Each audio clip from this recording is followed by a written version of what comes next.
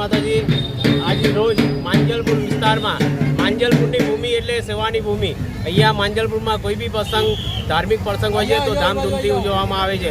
તો આજે વાત કરીએ આપણા દશા માતાની, તો દશામાનો જે તહેવાર છે અને જે બહેનો છે 10 દિવસ નકોડા ઉપવાસ કરીને દશામાનું વ્રત કરતા હોય, જ્યારે વ્રત કરતા હોય અને આજે છેલ્લો દિવસ જ્યારે જાગરણનો દિવસ હોય, વિસર્જનનો દિવસ હોય, ત્યારે સમસ્ત માંજલપુર ભેગા થઈને અહીંયા આગળ એક સેવાનું કાર્ય કરીએ છીએ।